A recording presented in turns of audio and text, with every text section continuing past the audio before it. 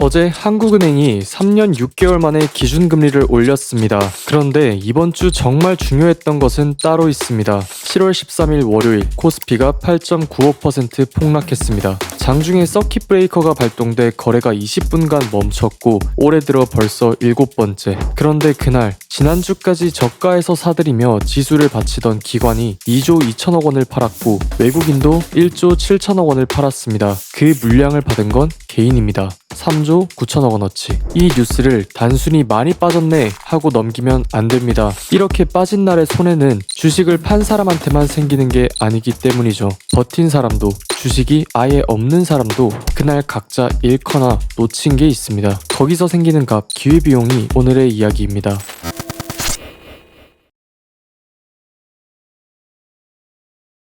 지난 시간 결론은 하나였습니다. 내 돈은 한정돼 있어서 모든 게 선택이 된다. 결론부터 말씀드리겠습니다. 기회비용은 하나를 선택하느라 포기한 것 중에 제일 아까운 것의 값입니다. 그게 전부입니다. 다만 오늘 꼭 챙기실 대목이 2개 있습니다. 첫째, 아무것도 안 하는 것도 선택입니다. 그래서 가만히 있어도 값은 붙습니다. 둘째, 그 값은 평소에 잘 안 보이다가 13일처럼 시장이 크게 움직이는 날 한꺼번에 드러납니다. 게다가 이번 주는 기준금리 결정까지 겹친 주였죠. 그 얘기는 네 번째 선택에서 다시 봅니다. 이제 그날 시장에서 벌어진 선택 4개를 하나씩 같이 보겠습니다. 첫 번째는 그날 판 사람과 버틴 사람입니다. 판 사람은 그날 가격에 정리했습니다. 그러니까 혹시 반등이 와도 그건 이제 내 몫이 아닙니다. 그게 이 선택의 값입니다. 버틴 사람은 반등 가능성을 남겼습니다. 대신 여기서 더 빠지면 그 손실을 그대로 안고 그 돈을 예금에 뒀으면 받았을 이자도 놓칩니다.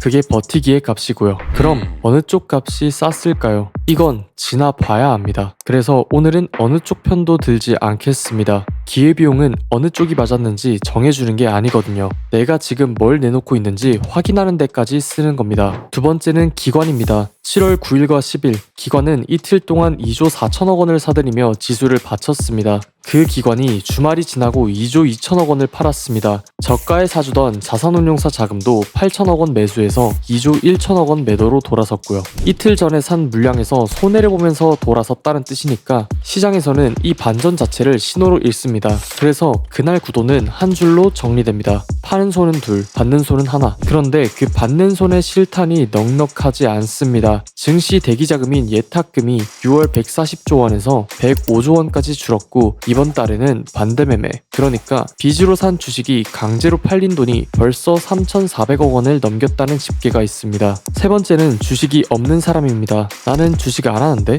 싶으시겠지만 절반만 맞습니다. 국민연금이 있기 때문이죠. 지금부터 나오는 숫자는 감을 잡기 위한 단순 계산, 예시입니다. 국민연금이 들고 있는 국내 주식이 약 419조 원입니다. 그중 40%는 하필 그날 제일 크게 빠진 두 종목, 삼성전자하고 SK하이닉스에 몰려 있습니다. 여기에 그날 낙폭을 곱하고 가입자 2,200만 명으로 나누면 하루 만에 줄어든 몫이 1인당 약 170만 원입니다. 물론 장부상 숫자고요. 회복될 수도 있고 더 밀릴 수도 있습니다. 다만 이것 하나는 분명합니다. 내가 고른 적 없는 선택에도 값은 붙습니다. 그러니까 오늘 확인하실 건 잔고가 아니라 노출입니다. 내 돈이 어디에 얼마나 걸려있는지부터 보시면 됩니다. 네 번째도 세 번째와 사실 같은 사람입니다. 국민연금이 나 대신 골라둔 주머니가 세 번째였다면 네 번째는 내가 직접 고른 주머니, 예적금과 현금입니다. 폭락을 피했으니 그날만 보면 이긴 자리죠. 그런데 이 자리에도 값은 붙습니다. 물가가 3%대인데 통장이자가 그 속도를 못 따라가면 숫자는 그대로여도 살 수 있는 양이 줄거든요.